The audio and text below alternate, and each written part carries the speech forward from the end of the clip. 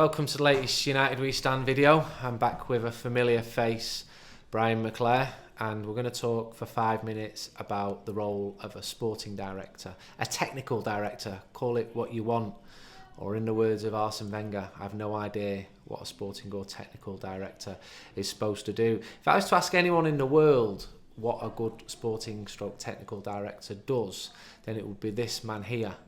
Because United fans, they love the idea of this appointment, but what should this appointment be? I've been told, it's going to happen. It's going to be someone who works alongside the manager, Ole Gunnar, and alongside Ed Woodward. And I speak to equivalents at football clubs around the world, and they would say a good sporting director is someone who knows the market, who knows the agents, who's got brilliant contacts, who knows how to negotiate.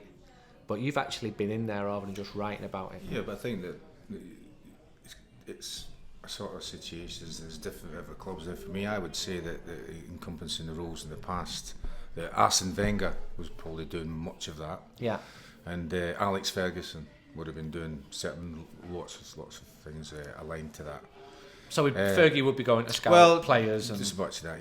Then you build a team round about you, don't you? So it's still looking to see what kind of team you're going to have.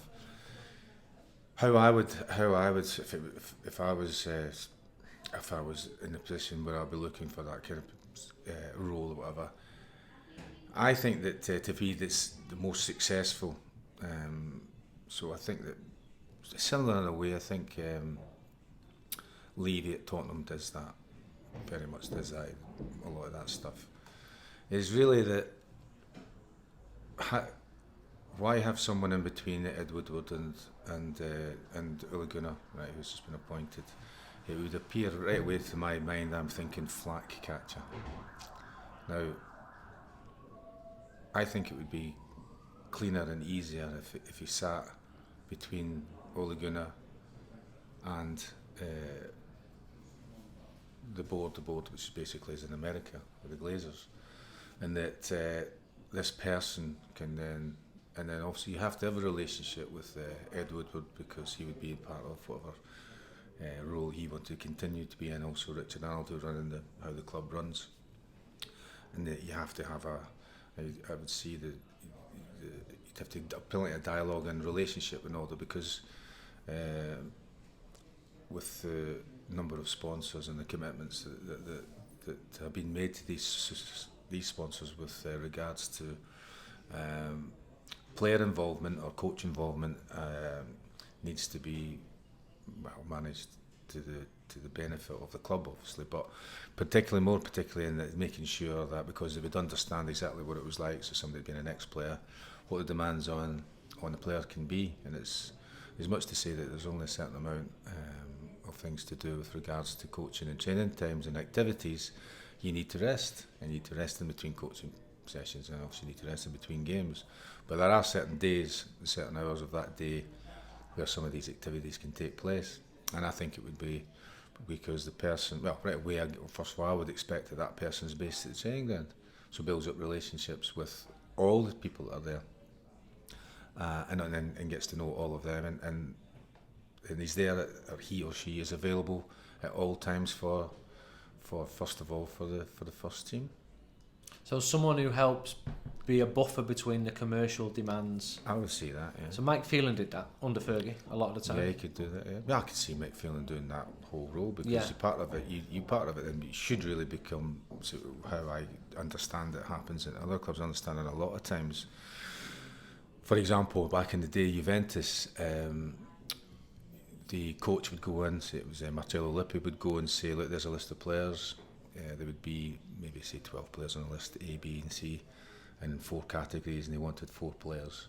And Modji's job at the time was to go and recruit. Now, but the manager decides which players are brought in. He just said he wanted a mixture of those players, say 4 out of the 12.